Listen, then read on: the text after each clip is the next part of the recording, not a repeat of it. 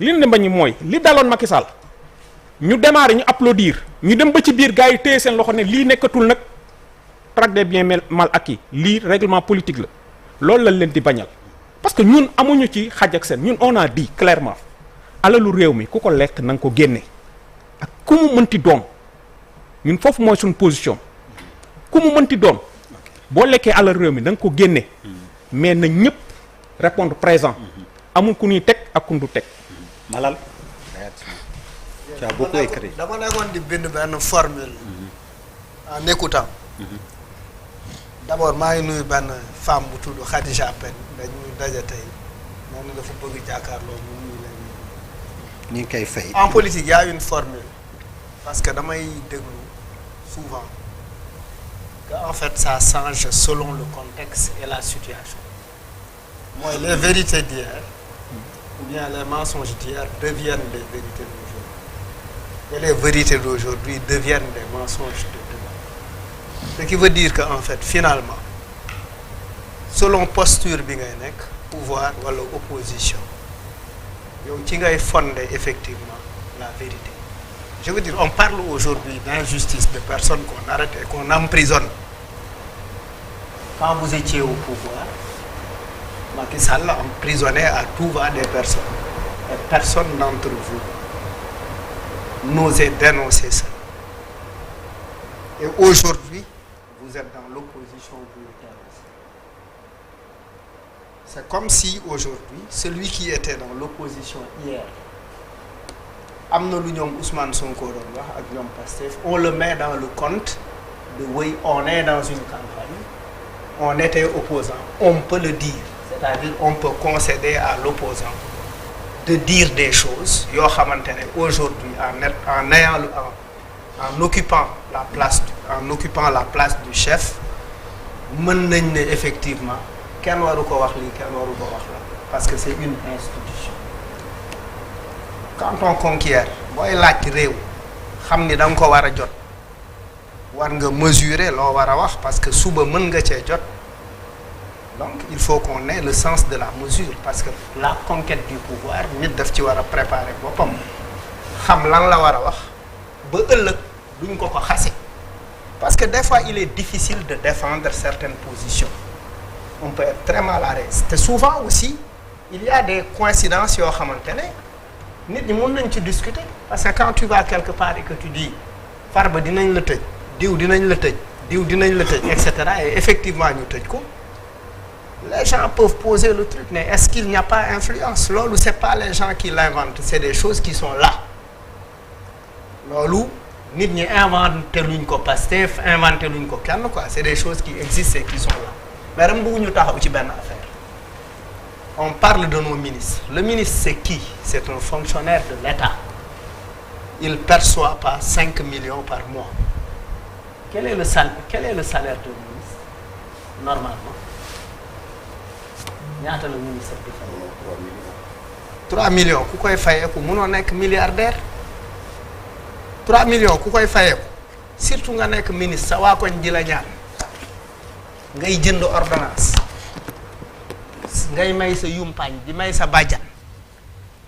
di dundal sa njaboot di fay sa scolarité doom 3 millions yooyu kese doyu la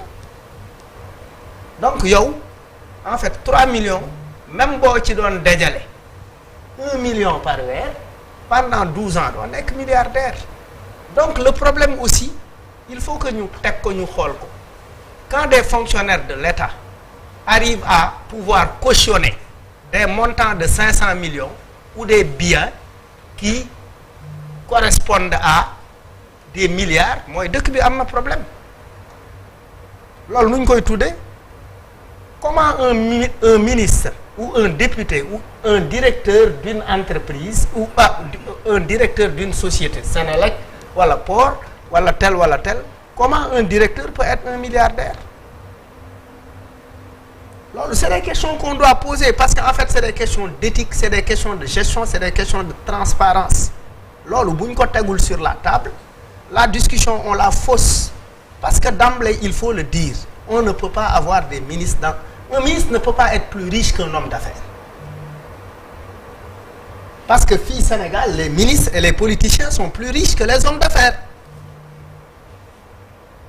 donc ça veut dire que effectivement les institutions de contrôle qui ont été mises en place n'ont pas fait suffisamment leur travail mooy OFNAC xëy na liggéeyul li mu war a liggéey xëy na et cetera li ñu war a def defuñu ko ba ñu nekk ci situation boobu beneen affaire bi nekk problème ci caution ci cautionnement xawma caution mooy teg naa lii en attendant ñuy xool mais quand c'est traduit en wolof ce que les populations disent en wolof la traduction en wolof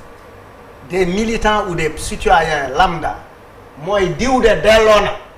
dañu njort ni da nga jël nangam ak nangam malal ne waaw man bëgguma dem kaso mais mën naa joxe nangam mais jëluma li ngeen may laaj te Marème Matar Cissé awam joxu ko lu mu cautionné Fatou Bintou Diop ñaareelam joxu ko lu mu cautionné ce qui veut dire que probablement donc mooy malal li ñu koy jiiñ xëy na laale na ci donc il faut quand même que ces débats-là soient posés de manière sérieuse maintenant qui gagne da nga wax lu am solo c'est-à-dire l'opinion le tribunal de l'opinion c'est-à-dire toutes les deux parties ne s'intéressent pas à ce que dit la justice toutes les deux parties ce qu'elles cherchent c'est faire en sorte que l'opinion embarquer l'opinion dans ñoom li ñu bëgg affaire bi demee faire en sorte moo tax ñuy nekk caution di firi delloo alors que caution mooy caution mooy xëy na xaarama teg lii boo leen saytoo bu dee du man ngeen delloo ma li nga xamante ne moom laa cautionné beneen affaire bi nekk ci caution mooy état bu jëlee système caution justice te état bi nekk ci wutum xaalis est-ce que c'est pas assez est-ce que ça n'expose pas l'accusé le présumé plutôt parce que bu nit cautionné 1 milliard wala 2 milliards ñu yóbbu xaalis bi CDC yóbbu biens yi CDC est-ce que état du chercher à coûte que coûte à ce que gagner affaire bi pour mën a téye caution bi ça aussi c'est un problème loolu aussi lu ñu war a xool la man boo ma cautionné dara bu buuba ñëwee ne ma malal xaaral ma dénk ma teg sa loxo nangam nga toppatoo en attendant nangam su ma estimer li ma buuba jox valeur bi mais damay buuba yàlla bu mu buuba malal ma jox la 1 milliard fii ak le 10 xaaral ma jox la sama kër jox ma 1 milliard sama kër ça coûte 6 milliards fii ak le 10 bëgg naa am fii ak le 10 dinaa la jox bu ma la joxul yaa moom kër gi mais man li may ñaan mooy buuba bañ a am 1 milliard loolu laay ñaan yàlla buuba bañ a am 1 milliard pour man ma mën a féetewoo li nga xamante ne mooy valeur u 6 milliards donc loolu moom mooy question mooy problème bi ci caution beneen affaire bi nga xamante ne am na bu ñuy wax aussi la justice di wax waxu équité je voudrais poser à monsieur Tall fan la problème mu Cheikh Tidiane Dièye mujje ak le directeur nu mu tuddati ak le Cheikh Dieng fan la affaire boobu mujje ndax justice daf si croiser ay loxo wala et cetera j'aimerais vraiment comprendre parce que affaire boobu suivre ma ñuy wax ci waxu Ismaïla Madior Fall xëy na ñëpp mën nañ leen defal yenn concession yi ñu nangu ni xëy na d'accord mais le ministre de la justice il est le socle de la transparence waruñu ko dégg benn yoon ministre yëpp sax waruñu leen dégg ci dara parce que dañ leen dégg mais ministre de la justice tu es le socle de la transparence de la bonne gouvernance yaay tëj di tijji yaa jiite àttekat yi yaa jiite magistrat yi yaa leen yilif ci yow la réew mi wéeru pour yoon mën a dox tu symbolises le droit donc am na loo xamante ne waruñu ko dégg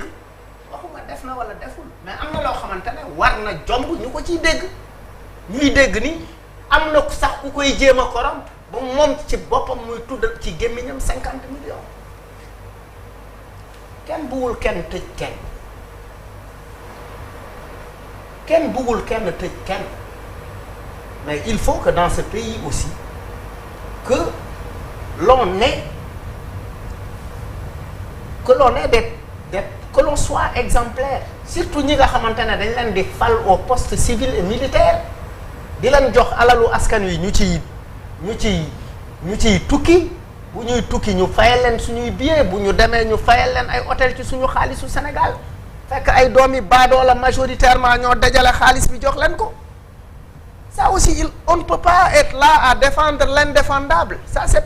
pas du tout possible am na yoo xamante ne dañ ci dama jàpp ni dañ ci war a taxaw pour des mesures pour ñu am parce que quand même la transparence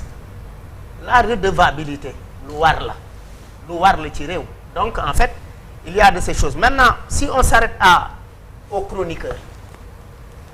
pour man war nañ toll foo xamante ne sax quelque sorte parce que en fait aujourd'hui tout le monde prend la parole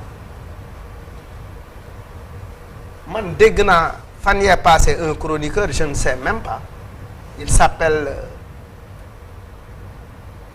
Arona Niakho dégg naa benn chroniqueur il dit que